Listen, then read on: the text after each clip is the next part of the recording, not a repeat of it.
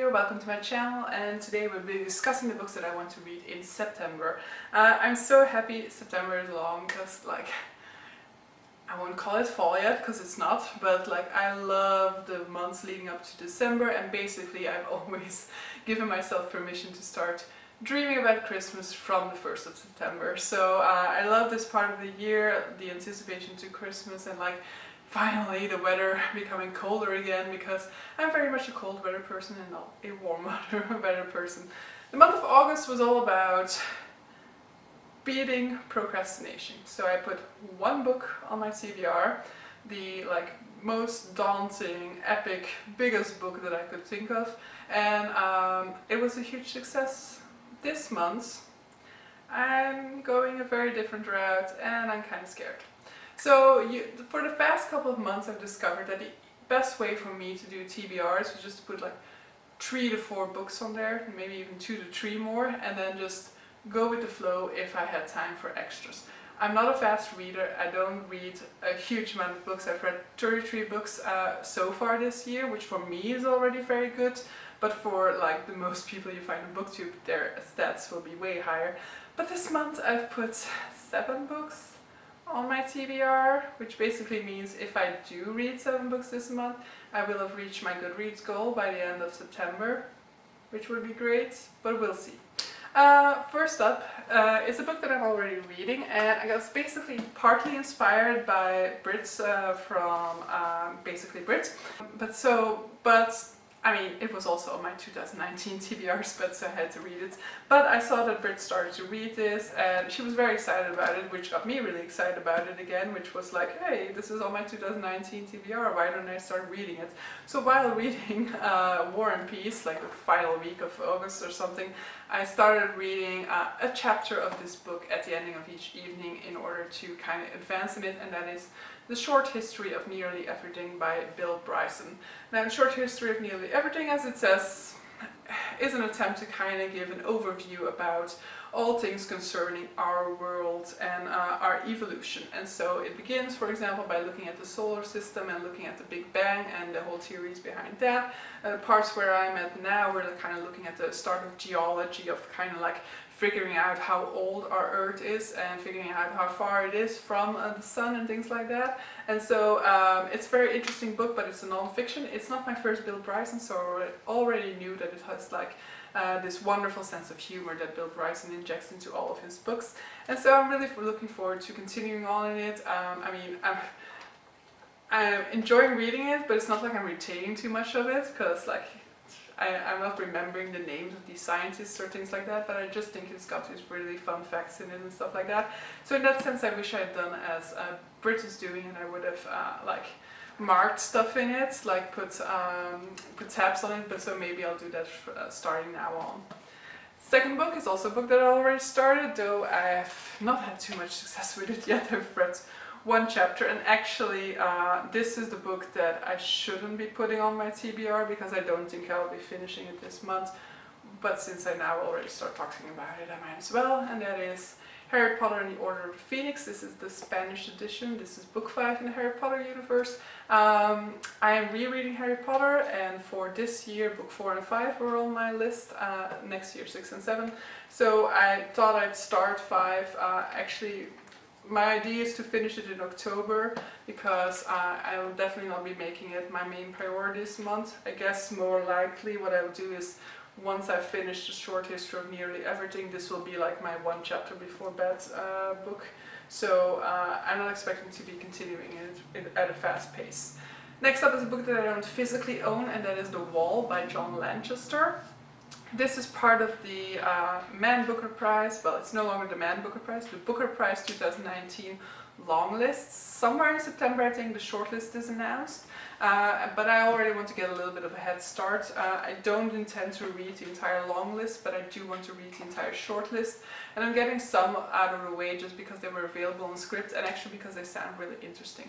So The Wall by John Lanchester is a dystopia in which we are following this futuristic world in which there's a society that has decided to build an entire wall around itself. Sounds pretty politically actual, or very very interesting for our times, I guess. And basically we're following somebody who's in charge of like, who has to protect that wall against the others. And the fear is that if you don't do a good enough job or anything like that, you're cast off into the other side to become an other. So basically I'm expecting a lot of social commentary, and I'm expecting this book to be a very interesting read for our times. Next up is a book that I also already started. I'm so well underway, and that is because I have a bit of a deadline, not really, but the author is presenting his latest book to us in my city of Leuven on the 5th of September, and that is Extremely Loud and Incredibly Close by Safran Foer. I have read Here I Am by Safran Foer. It was okay, but I don't think it's one of his better works, but I really wanted to read this for a very long time. This is like the 6th book I added to my Goodreads want to read list when I started using Goodreads, so it's been on there since 2012, I think this one has. I absolutely love the movie that is offered, but I've read that the movie, like, it had to reduce its scope a whole lot. Plus this is a very like experimental piece, because like it has stuff like this in it. So it has a lot of these pages in which, for example, there are like pages with only like one line on it or anything like that. It has like pictures in it as well at some pages.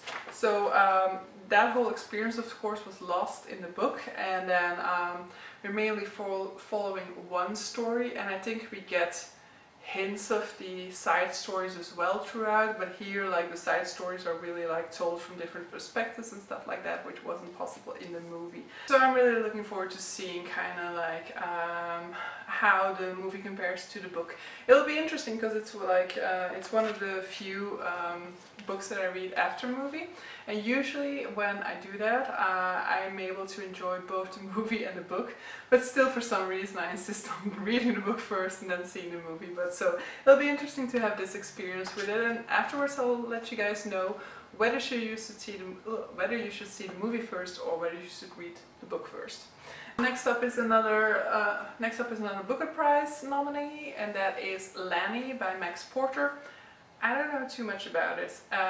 Contrary to previous times, I've tried to look up what it is about, just because I know I like to go into my books relatively blind, but I don't know whether that's just an excuse I give myself or not, because like normally I would have gone into The Wall, for example, blind, when reading the premise was like, oh yeah, this is really good, versus like probably if I would have waited for the shortlist to be announced, if it weren't on the shortlist, I would have probably been able to just leave it behind because I wouldn't have known what it was about, and now I'm really like interested to see that book.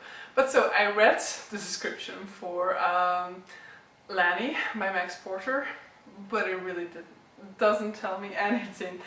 What I'm guessing from, what I'm surmising from is that it's set in like small town in the UK, relatively close to London, and it seems to be more about the town and the people throughout who inhabit it throughout, less than really being focused on one person until Lanny comes around. So I really have no idea. Small town setting is all I can say, and it sounds to be a little bit like mystical, symbolic maybe, so we'll see. Next up is a fantasy, because I also want to get some fantasy in there, plus this is also my 2019 TBR, which I'm still okay about, but I really do need to pick up the pace a little bit there, because like the first half of this year I didn't read too much from that list, so now I'm kind of having to force myself to read multiple every single month. And so this month I'm adding The Shadow of What Was Lost by James Islington, about which I know nothing. But fantasy, I mean, I don't need to know too much. I knew at some point, you know, when I decided to pick this one up. I picked it up based on a recommendation by Yasmina Edina. I will link her channel down below, and so I actually won this book in a giveaway by her, and so at that point I was very excited about this one. So now I've forgotten all that it is about. It seems to be more or less epic with like an ensemble cast. That's all I need to know to go into my fantasy.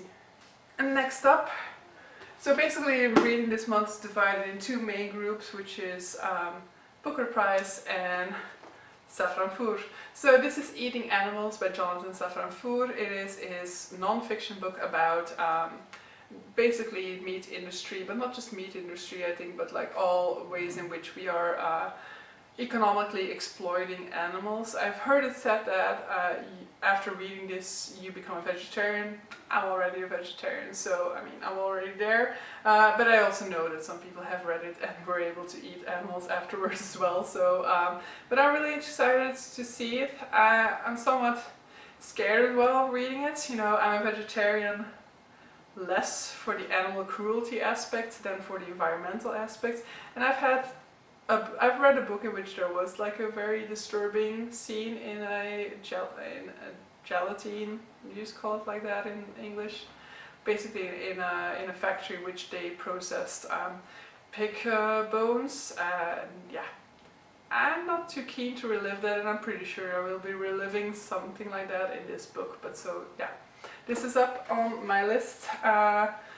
To revert back to the other type of reading that I'm doing this month, the final one for the Booker list that I'm reading in the month of September, or that I hope to read, because basically when I'm enumerating it all now, it really sounds like I'm not going to be able to do that, is My Sister the Serial Killer by Oyinkan Braithwaite. I wasn't too excited about this one based on the title actually. So as I said before, I go into my novels blind usually, and I would say that this is definitely a book that I wouldn't have been picking up if it weren't for Booker Prize. But after reading the premise for this one, that actually totally changed. So the idea is that we are following our main character who has a sister who has apparently a problematic history, which she's been killing off her ex-boyfriends time to time, or her current boyfriends at certain times. And so this is the third time that this main character is being called up by her sister in order to help her clean up her mess. But then her sister starts to get involved with somebody who she's actually in love with, and so she starts to have to decide between. She starts to struggle with the decision of like protecting her sister and protecting that person that she loves. Sounds intriguing to me. It's very short. Like the audiobook is only 4 hours, and it's described as being a black comedy, so I'm really looking forward to reading this one now. It was also shortlisted for the Women's Prize earlier in the year, and so yeah, I'm actually happy that I'm going to get down to it now. It never really attracted me earlier, but this is a reason why sometimes apparently you do need to read the premise. So I will actually be trying to read more premises from now on, because up until now I've been going into a lot of things blind, but usually a premise should be well enough to not give away any spoilers, I guess, or to not take away from the reading experience. Final one, drum drum drum, is another Safran Foer. So this is Safran Foer's debut novel, Everything Is Illuminated. By the way, I should clarify, I'm focused on getting Extremely Loud and Incredibly Close finished by the 5th of September, but in no way do I actually even dream that I'll be able to finish a second or a third Safran Foer by that time. So I just want, now that I'm so excited about his work, I want to be diving into it. I will probably also be picking up his latest book that he will be presenting there at that time, but I will put it in October, I guess. So Everything Is Illuminated. It basically is also kind of, as far as I know, it suffers from that same sort of debut novel phenomena of the writer writing in himself into his books, but I've seen part of the movie and that sounds like it's wrong, but it's not. I saw the movie, but like it was old taping system in which you set your tape hours, you know, you set like from that time to that time you need to tape. And yeah, the movie wasn't done yet. I think even like the movie started with such a big delay. There was football before, and so I think we got to like midway of the movie, but I really loved it. It was super funny, and I never finished it. That also sounds bad. So I never took the effort to find a finished version of it or something like that. But that was also because at that point I knew it was from a book, and because I had enjoyed the first half of that movie so much, I was like, no, now I want to read the book before I watch the movie. So this is basically a guy from New York. He's Jewish and he goes back, I think it's to Georgia, I'm not entirely sure which country it is, where his where his ancestors were actually from, to kind of find out more about the family history. He's joined by his tour guide, who's like a very typically, a guy is like very typical of the neighborhood, very much more of a low class character from that region, and it's very much like also about the contrast between this high big shot New York cultured guy and then this like sort of like low class crass character, but it's absolutely hilarious, and I think I'll like it even more now that I'm a vegetarian, because the main character is vegetarian, and it also discusses a lot of like the difficulties of traveling in a culture like that when you're a vegetarian. So this is my way too ambitious TBR for September, which, as I've been expanding on this, really makes it seem impossible to me. Like the audiobooks for the 3 Booker Prize nominated books, for example, in total are 16 hours. I can do that. I just did 62 hours with War and Peace in August. So 16 hours doesn't sound like too much, right? I think the big problem here on my TBR is that definitely if I include Harry Potter, which I will just exclude for the moment. So for the moment we'll just say, wow, this is way more than 7 books, where was I counting? So let's exclude Harry Potter, definitely. And so I have, 5 books on my lap now and 3 more. I have 8 books on my TBR. So the 3 that I don't have physically is about 16 hours, fine. The big problem is not these 3, which are like 300 pages tops each. It's these 2. I've calculated chapter of this one a day means that I should be finishing it by the end of September, so not really middle of September or anything like that, really by the end of September. So basically the big challenge will be listening to 16 hours of audiobook, finishing 3 300-page books, and then finishing a 600-page fantasy in between there. But we'll see. I like a challenge, I'd say, though I actually don't, but okay. So I'll round it off here. So like and subscribe if you liked this video. Definitely let me know down below if you've been reading any of these, what your thoughts are on them, whether you like them or not, which I should prioritize. If you want to read one of them along with me, definitely just let me know down below. I do not have a fixed filming schedule or posting schedule, so I film whenever and I post whenever. Please deal with it. So see you guys next time.